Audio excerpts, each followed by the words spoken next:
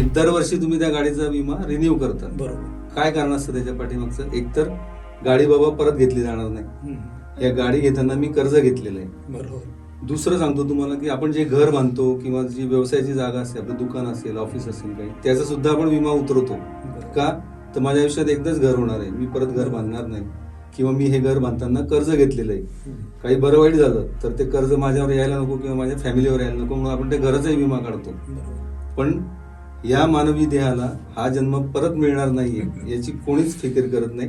हे बघा, कंपनी कधीच असं म्हणत नाही की आम्ही तुमचा क्लेम 100% सेटल करू. कंपनी आधी त्याचं व्हेरिफिकेशन करणार की खरंच हे काही घडलं होतं का, याच्या पाठीमागे काही हिस्ट्री होती का, म्हणजे पूर्व इतिहास काही होता का बाबा या पेशंटचा. सायकोलॉजी सांगतो किंवा एक मानसशास्त्र सांगतो. आपण लहानपणापासून आहे ना काय बघत आलोय की बँकेत जर तुम्ही गेले तर बँकेत एक बोर्ड लावलेला असतो असा मोठा की 30 दिवसांची FD मुदत ठेव केली तर 6%, 365 दिवसांची केली तर 6.5%, 5 वर्षाची केली तर 7%. परंतु ह्या मेडिक्लेमच्या बाबत आपण पाहतो की लोक त्या पॉलिसी उतरवतात आणि जेव्हा खरोखर ऍक्सिडेंट होतो किंवा बाकीची गरज त्या पैशाची असते, हॉस्पिटलला गेल्याच्या नंतर सुद्धा काही कंपन्या जी मदत करायला पाहिजे ती मदत करत नाही. पण त्या 10 लाखाच्या पॉलिसीला तुम्हाला पुढच्या 10 वर्षात किमान 50% नो क्लेम बोनस ऍड होतो. म्हणजे 10 लाखाचे 15 लाख रुपये तुमचा कव्हर सुरू होतो. सर, म्युच्युअल फंडाचं आहे ना, म्हणजे परत काय होतं, म्युच्युअल फंड हा कन्सेप्ट काय हा समजून न घेता इन्व्हेस्टमेंट जे करतात त्यांच्याकडून हा गैरसमज पसरवला की मला म्युच्युअल फंड्स काय आहे किंवा ते रिटर्न्स देत नाही किंवा त्याच्यातून अपेक्षित परतावा मिळत नाही. नमस्कार.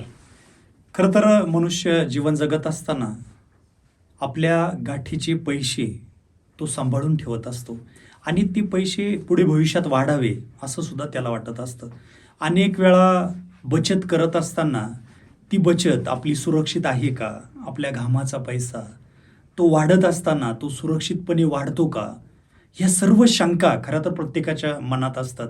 आज आपण समाजामध्ये पाहतो अनेक अडचणींना, काही फ्रॉड जे होतात त्याला लोकांना सामोरं जावं लागतं.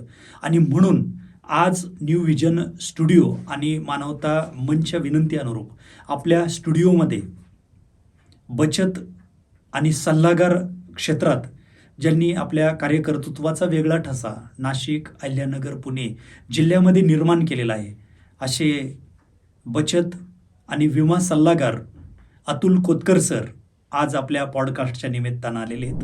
नमस्कार. नमस्कार. खरं तर बचत करत असताना खूप शंका समाजामध्ये लोकांच्या आहे.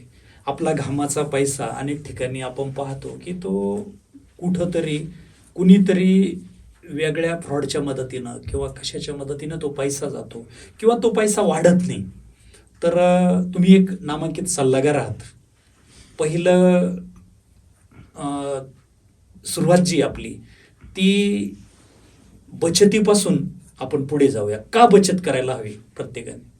ओके, तुमचा हा प्रश्न खूप चांगला आहे सर. खरं तर तुम्ही सर्वांनी जर बघितलं, म्हणजे आजकाल काय होतं की जे वेगवेगळ्या रील्स, युट्यूबचे शॉर्ट्स वगैरे आपण बघतो तर त्यात एक फॉर्म्युला दाखवतात की तुमचं उत्पन्न वजा बचत बरोबर खर्च, असं एक फॉर्म्युला त्या ठिकाणी दाखवला जातो. पण मला असं वाटतं की तो फॉर्म्युलाच मुळात चुकीचा आहे. त्याचं कारण असं आहे की बचत का करावी हेच आपल्याला कोणाला माहिती नाहीये. कोणीतरी सांगतो म्हणून आपण बचत करायला जातो आणि त्या ठिकाणी तुमच्या मनातली जी शंका आहे की बाबा फ्रॉड होतात किंवा फसवले जातो, तर त्याचं हे मूळ कारण हे, कारण की बचतीला जर तुम्हाला गोल माहिती नसेल तुमचा तर मग तुम्ही ती बचत का करताय हेच माहित नसतं.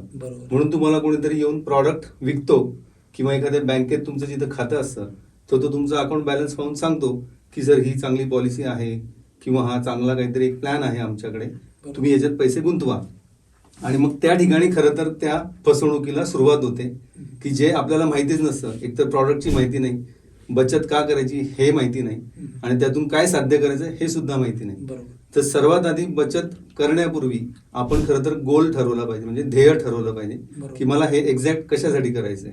जसं की आता जर कोणी तरुण असेल 25शीतला 30शीतला, त्याला नुकतीच नोकरी लागली आहे किंवा नुकताच व्यवसाय सुरू केलाय, तर त्याने त्या हिशोबाने रिटायरमेंटचं प्लॅनिंग, जसं आपण म्हणतो की बाबा आज कुणालाच सरकारी नोकरीत सुद्धा सरकारी नोकरीत सुद्धा आज कुणालाही पेन्शन मिळणार नाहीये. हे सगळे कंत्राटी कामगार झालेले आहेत आता. फिक्स पेन्शन कुणाला येत नाही, तसंच व्यावसायिक लोकांना सुद्धा पेन्शन येत नाही. तर तुम्ही बचत का करावी याच्यासाठी आधी तर खरं तर गोल ठरवला पाहिजे. बरोबर. आणि त्यातही तुमच्या मनातली जी शंका आहे त्याचं कारण खरं तर असं झालंय की जे ऑनलाईन ॲप्स आहेत किंवा ऑनलाईन वेबसाईट्स आहेत किंवा ऑनलाईन येणारे हे रील्स शॉर्ट्स वगैरे जे काही असतात हे खरं तर फक्त अवेअरनेससाठी किंवा ऑपरेशन्ससाठी आहे. बरोबर. पण आपण त्याचा वेगळ्या पद्धतीने बघतोय की बाबा हे म्हणजे माझ्यासाठी सर्व काही झालंय. तुम्हाला एक चांगला सल्लागार किंवा एक चांगला माहितीतला माणूस असावा की जो तुमच्या या सर्व गोष्टी माहीत करून तुमच्यासाठी इन्व्हेस्टमेंट किंवा गुंतवणूक करेल बरोबर. आणि तुमच्या बचतीला चांगलं फळ मिळवून देईल. सर, अनेक कंपन्या आज मार्केटमध्ये आहेत, अनेक योजना, अनेक स्कीम आहेत. तर कोणत्या योजनेत पैसा सुरक्षित आहे असं तुम्हाला वाटतं? सर, सर्वात पहिले असं आहे की तुमचा हा प्रश्न खूप चांगला आहे. म्हणजे याला आपण एक सोपं उदाहरण घेऊ की आजकाल सगळी मॉल संस्कृती झाली आहे.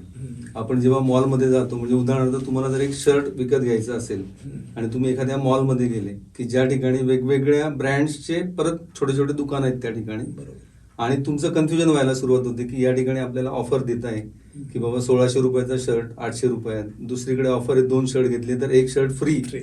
मग होतंय काय की तुम्हाला एक्झॅक्ट काय हवं होतं याच्यापासून तुम्ही डायव्हर्ट व्हायला सुरुवात होतात. आता तुमचा जो प्रश्न होता की बाबा मी कुठे पैसे गुंतवले तर ते सुरक्षित राहतील, तर ते सुरक्षित राहण्यासाठी तुम्हाला त्यापासून काय हवंय हे आधी तुम्ही ठरवलं पाहिजे. म्हणजे पुन्हा आपण तिथं झालो की तुमचा गोल जर निश्चित असेल, तुमचं ध्येय निश्चित असेल की मला याच्यापासून काय हवंय. जनरली सर याच्यात तुमच्या प्रश्नाच्या पाठीमागचं एक सायकोलॉजी सांगतो किंवा एक मानसशास्त्र सांगतो. आपण लहानपणापासून आहे ना काय बघत आलोय की बँकेत जर तुम्ही गेले तर बँकेत एक बोर्ड लावलेला असतो असा मोठा की 30 दिवसांची FD मुदत ठेव केली तर 6%, 365 दिवसांची केली तर 6.5%, 5 वर्षाची केली तर 7%. आपल्याला आजही आयुष्यामध्ये आपण काय बघतो, शाळेत गेलो तर मार्क्स तुला 100 पैकी 100 पडले पाहिजे, तू 100 वर्षच जगला पाहिजे आणि तुला एवढेच रिटर्न्स मिळाले पाहिजे. हे आपल्या मनात बिंबवलं गेलेलं आहे की मला चांगले रिटर्न्स मिळतील त्या ठिकाणी हे सुरक्षित आहे सगळं. तर त्यामुळे कुठलंही प्रॉडक्ट सुरक्षित आहे किंवा असुरक्षित असं नसतं. तुमची गरज काय आहे यानुसार आपण ती गुंतवणूक किंवा तसं ते सिलेक्शन झालं पाहिजे. आणि त्यासाठी पहिली स्टेप म्हणजे तुमची गुंतवणूक का करायची, त्याच्या पाठीमागचं काय उद्दिष्ट काय तुमचं ते माहीत करून घेणारा तुम्हाला कोणीतरी एक चांगला मार्गदर्शक नेहमीच हवा. अगदी खरं आहे. सर, आपण पाहतो की मेडिक्लेम जे आहेत, समजा आता मी कोणत्याही कंपनीचं नाव घेणार नाही सर, परंतु ह्या मेडिक्लेमच्या बाबत आपण पाहतो की लोक त्या पॉलिसी उतरवतात आणि जेव्हा खरोखर ॲक्सिडेंट होतो किंवा बाकीची गरज त्या पैशाची असते, हॉस्पिटलला गेल्याच्या नंतर सुद्धा काही कंपन्या जी मदत करायला पाहिजे ती मदत करत नाही. मग हे सर्व नातेवाईक किंवा तो पेशंट एक वेगळ्या स्ट्रेसमध्ये असतो. तर काय म्हणजे का लेट होतं कंपनीकडून? ओके सर, आता याच्यात असं आहे ना की हेल्थ इन्शुरन्स म्हणजे मेडिक्लेम जी पॉलिसी आपण उतरवतो किंवा आपण विकत घेतो ती मेडिक्लेम पॉलिसी, तर ती घेताना ना म्हणजे मी परत एक तुम्हाला उदाहरण देईल, तुम्हाला हसू येईल कदाचित. आपल्याकडे सर आपण लहानपणी ना बसने प्रवास केलेला असतो, तर बसमध्ये 12 वर्षापर्यंत हाफ तिकीट असतं आणि 12 वर्षाच्या पुढे फुल तिकीट असतं. जनरली तो मुलगा जेव्हा 12 वर्षाच्या पुढे जातं ते मूल, तर त्याची आई कंडक्टरला सांगते की तू सांग, मी आता 4थीतच आहे, मी 7वीत गेलो नाही. अगदी खरं, बरोबर. तर ही खोटं बोलण्याची सवय आपल्याला तिथून सुरुवात होते. ऍक्सिडेंटल इन्शुरन्स किंवा हेल्थ इन्शुरन्स मधली सगळ्यात पहिली गोष्ट अशी की आपण बऱ्याच जण खूप साऱ्या गोष्टी लपवलेल्या असतात. म्हणजे आमचा जो अनुभव आहे की सहज कोणाला तरी फोन केला पॉलिसी उतरवण्याच्या आधी की मी कंपनीतून बोलतोय, तुम्हाला काही त्रास आहे का, तर ते सहज सांगून जातात किंवा मला 4 वर्षापासून बीपीची गोळी सुरू आहे. पण जेव्हा पॉलिसी घ्यायची असते तेव्हा ते सांगतात नाही काहीच त्रास नाही, आम्हाला काहीच त्रास नाही.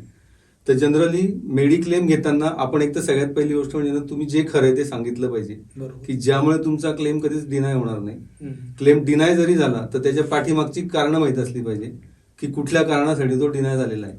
हे बघा, कंपनी कधीच असं म्हणत नाही की आम्ही तुमचा क्लेम 100% सेटल करू. कंपनी आधी त्याचं व्हेरिफिकेशन करणार की खरंच हे काही घडलं होतं का, याच्या पाठीमागे काही हिस्ट्री होती का, म्हणजे पूर्व इतिहास काही होता का बाबा या पेशंटचा.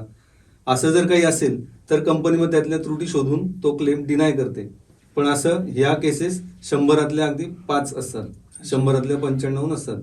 100तल्या 95 केसेस कंपनी ही व्यवस्थित स्क्रुटिनाइज करून व्हेरिफिकेशन करून, ज्याला व्हिजिलन्स म्हणतो आम्ही, ते व्हिजिलन्स करून तो क्लेम सेटल करण्याच्याच प्रयत्नात असते.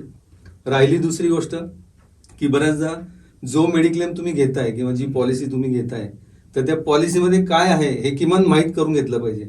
बऱ्याचदा काय होतं की आपण जातो सरळ आणि म्हणतो की मला मेडिक्लेम काढायचा आहे.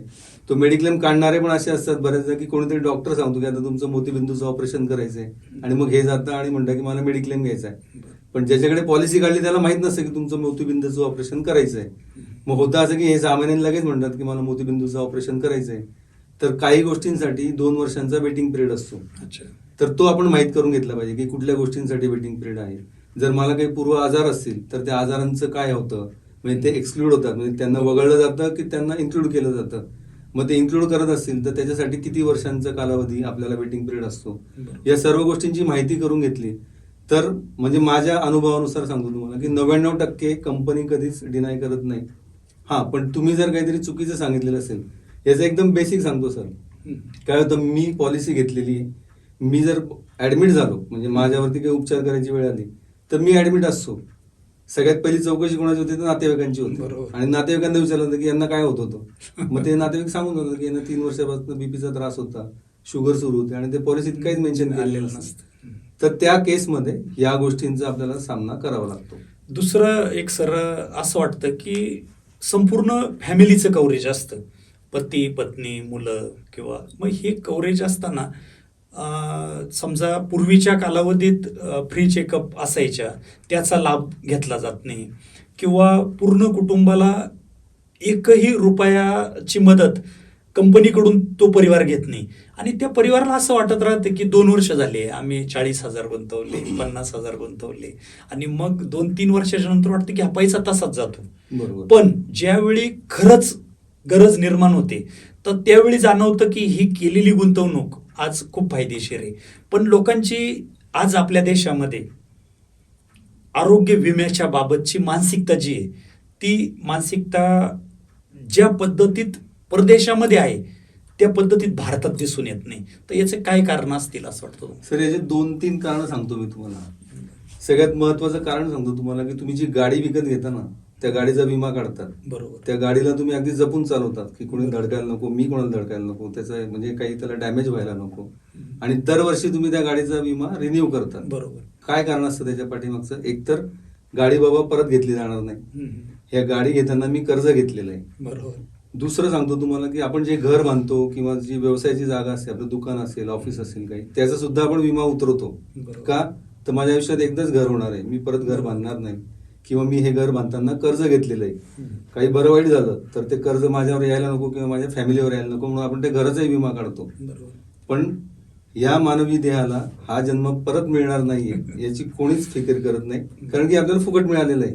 आपल्याला याच्यासाठी कष्ट घ्यावे लागले नाही. तुम्हाला गाडी घ्यायला कष्ट घ्यावे लागले, तुम्हाला घर बांधायला कष्ट घ्यावे लागले, पण तुम्हाला जो मिळालेला जन्म आहे त्यासाठी तुम्हाला कष्ट घ्यावे लागत नाही, त्यामुळे तुम्हाला याची किंमत नसते. बरोबर. मग याच्या पाठीमागचं तुम्ही जे विचारलं की काय कारण असतं बाबा की लोक विमा उतरवायला का नाही म्हणतात किंवा का नकार देतात, तर याचं कारण असं असतं की बाबा हे मला जे मिळालं हे देवाने दिलंय किंवा फुकट मिळालं. तेवढी जागरूकता नसल्यामुळे, ती जागरूकता नाही आणि त्याची आवश्यकता वाटत नाही. का? कारण की याच्यासाठी आपल्याला काही फार कष्ट घ्यावे लागलेले नाही. परदेशात काय होतं, परदेशात आहे ना, म्हणजे आपल्याला जगण्याचं कौशल्य हे कधीच शिकवलं जात नाही. मी आधी पण तुम्हाला पहिल्या प्रश्नात म्हणलो की आपल्याला 100पैकी 100 मार्क्स मिळाले पाहिजे, मला इतके रिटर्न्स मिळाले पाहिजे. हेच आपल्या म्हणजे आपल्या मेमरीमध्ये किंवा मेंदूवरती एकच बिंबवलं जातं की तुला पैसेच कमवायचे किंवा तुला चांगलेच मार्क्स मिळवायचे, याच्यासाठीच बिंबवलं जातं. आपल्याला जगायचं कसं हे कोणी शिकवत नाही. आणि त्यामुळे खरं तर हा अवेअरनेस जो आहे किंवा ज्याला आपण जागरूकता म्हणतो, ती जागरूकता आपल्यात नाही आणि म्हणून आपण तो इन्शुरन्स घेत नाही. तुमच्या दुसऱ्या प्रश्नाचं एक उत्तर असं राहिलं, त्या पोट प्रश्न होता तुमचा की बाबा मी दरवर्षी प्रीमियम भरतो 20,000 30,000 असं करत करत तो जातो. मी तुम्हाला सांगतो, जर तुमची पॉलिसी 10 लाख रुपयाचा सम इन्शुर्ड असेल तुमच्या पॉलिसीचा आणि तुम्ही 10 वर्ष क्लेमच घेतला नाही किंवा तुमचा क्लेम आलाच नाही, म्हणजे मी म्हणतो देवाचे आभार माना की तुमचा क्लेम आला नाही असं, पण त्या 10 लाखाच्या पॉलिसीला तुम्हाला पुढच्या 10 वर्षात किमान 50% नो क्लेम बोनस ऍड होतो. म्हणजे 10 लाखाचे 15 लाख रुपये तुमचा कव्हर सुरू होतो. दुसरी गोष्ट अशी की तुम्ही 10 वर्षात उदाहरणार्थ आपण असं ऍव्हरेज 25,000 रुपये प्रीमियम पकडू आणि 2.5 लाख रुपये तुम्ही भरले, पण एखादा काही मिसहॅप झाला आणि आजार पण आला आपल्याला आणि जर आपल्याला 15 लाखाचा क्लेम मिळाला तर 2.5 लाखाच्या अगेन्स्ट 15 लाख तुम्हाला मिळतात. म्हणजे ही एफडी सारखी आपण विचार करायचा की बाबा दरवर्षी मी काहीतरी बचत करतोय, एफडी करतोय आणि एवढ्या पट तुम्हाला कोण रिटर्न देणार आहे? कुठलीच गुंतवणूक रिटर्न देत नाही. बरोबर आहे. तुम्ही जर हेल्थ इन्शुरन्स घेतलेला असेल आणि त्याचा प्रीमियम रेग्युलर भरत असाल आणि पुढच्या 10 वर्षांनी जरी तुम्हाला तो काही आला तुमचा क्लेम वगैरे, तर एवढे पैसे तुम्हाला कोणीच देणार नाही. अगदी खरं. सो त्यामुळे आपण खरं तर हा रिन्यू करत राहिलं पाहिजे, याचा कोणी विचार करत नाही. आणि जनरली मी तुम्हाला म्हटलं तसं की इन्शुरन्स केव्हा काढतो आपण, म्हणजे जसं पाणी लागल्यावर, म्हणजे तहान लागल्यावर आपण विहीर खोदतो किंवा पाणी शोधतो. तर तसं असतं की बाबा मला आता काहीतरी झालंय, डॉक्टरांनी सांगितलं की तुमच्या ब्लड टेस्ट केल्या आणि त्याच्यात ते आढळलंय, की तेव्हा मग आपण तो इन्शुरन्स काढायला जातो आणि तोपर्यंत उशीर झालेला असतो. म्युच्युअल फंड जे आहेत त्याच्याविषयी खूप गैरसमज आहे लोकांची. कशी रक्कम वाढते, काय होतं, याविषयी सुद्धा आपण छान चर्चा करूयात. सर, म्युच्युअल फंडाचं आहे ना, म्हणजे परत काय होतं, म्युच्युअल फंड हा कन्सेप्ट काय, हा समजून न घेता इन्व्हेस्टमेंट जे करतात त्यांच्याकडून हा गैरसमज पसरवला जातो की मला म्युच्युअल फंड्स काय आहे, किंवा ते रिटर्न्स देत नाही, किंवा त्याच्यातून अपेक्षित परतावा मिळत नाही. तर ते तसं नाही. ऍक्च्युअली म्युच्युअल फंड वर्क कसं करतं हे जर आपण समजून घेतलं तर त्याचं आपल्याला त्यातनं काय मिळवायचं ते आपल्याला कळेल. म्युच्युअल फंडाची अगदी सोपी व्याख्या आहे सर. तुमच्या बँकेतून पैसे ना, ऍसेट मॅनेजमेंट कंपनी म्हणतात त्यांना, की जे आपले पैसे बाजारात किंवा रोखे बाजारात म्हणतो आम्ही, शेअर बाजार किंवा रोखे बाजार, त्याला डेट फंड्स किंवा इक्विटी फंड्स म्हणतात, त्यांच्यात गुंतवतात. त्या बाजारातनं जो नफा होतो तो परत त्या एएमसी कडे येतो. तो नफा तुम्हाला जेव्हा हवा असतो किंवा वितरित करायचा असतो तर तो परत तुमच्या बँकेच्या खात्यात येतो. त्याच्यामुळे इथे म्युच्युअल फंडामध्ये सेबीचं एवढं काटेकोर आपल्यावरती लक्ष असतं त्या पैशांवरती की इथे फसवणुकीचं कधीच होऊ शकत नाही. किंवा म्युच्युअल फंडाला वाटलं बाबा आज मला दुकान बंद करायचं आणि मला निघून जायचंय, तर तो असं करू शकत नाही. त्याला हे कोणाला तरी उत्तरदायित्व जसं म्हणतो आपण, तर ही रिस्पॉन्सिबिलिटी कोणाला तरी द्यावी लागते की आज मी हा व्यवसाय बंद करतोय, तर सर हा व्यवसाय तुम्ही पुढे सांभाळा, असं त्यांना ते करावं लागतं. म्युच्युअल फंडातला पैसा वाढतो कसा? आता म्युच्युअल फंडात होतं कसं की तुम्ही सपोज एक रकमी पैसे गुंतवले, किंवा SIP म्हणून एक माध्यम आहे की जे आता आज सर्वांनाच माहिती आहे सध्या की सिस्टमॅटिक इन्व्हेस्टमेंट प्लॅन कसा काम करतो. तर एका विशिष्ट तारखेला दर महिन्याच्या किंवा दररोजची पण SIP करता येते आपल्याला. तर एक विशिष्ट रक्कम तुमच्या बँक खात्यातनं इन्व्हेस्टमेंट म्हणून AMC कडे जाते, म्युच्युअल फंड हाऊस कडे जाते. म्युच्युअल फंड हाऊस तो पुढे शेअर बाजारात गुंतवतो. तो गुंतवताना वेगवेगळ्या कंपन्या आहेत आपल्याकडे, जवळपास 6,000 कंपन्या आहेत. पण त्यातले सेबीने जो काही नियम घालून दिलेले आहेत की पहिले 750 कंपन्यांमध्ये ते इन्व्हेस्टमेंट करू शकतात, की ज्या कंपन्यांचे रेकॉर्ड्स वगैरे, रेकॉर्ड किपिंग वगैरे होतं, अशाच कंपन्यांमध्ये गुंतवणूक करण्याची त्यांना परवानगी असते म्युच्युअल फंड हाऊसेसला. तर त्या ठिकाणी ती गुंतवणूक होते. आता याच्यात होतं काय की ज्यावेळी एखाद्या कंपनीला फायदा झाला आणि म्युच्युअल फंडाकडे त्या कंपनीचे जास्त शेअर्स असतील, तर ते कदाचित थोडे शेअर्स विकून पुन्हा जे स्वस्तातले शेअर्स मिळत असतील त्यासाठी ते आपल्यासाठी काम करत असतात आणि अशा प्रकारे त्या ठिकाणी पैसे वाढत असतात. SIP जर तुम्ही दर महिन्याला केली तर त्या SIPचा तुम्हाला ऍव्हरेजिंगचा फायदा होतो. ते ऍव्हरेजिंग 2 प्रकारे होतं. एक म्हणजे जेव्हा बाजारवरती असतो तर तुमचं प्राइस ऍव्हरेजिंग होतं, म्हणजे तुमचं मार्केट व्हॅल्यू वाढत जातं. आणि जेव्हा बाजार खाली असतो, म्हणजे शेअर बाजार जर डाऊन झालेला असेल, मार्केट खाली आलेलं असेल, तर त्यावेळी तुमचं युनिट्स ऍव्हरेजिंग होतं, म्हणजे तुमची युनिट्स जास्त वाढत जातात.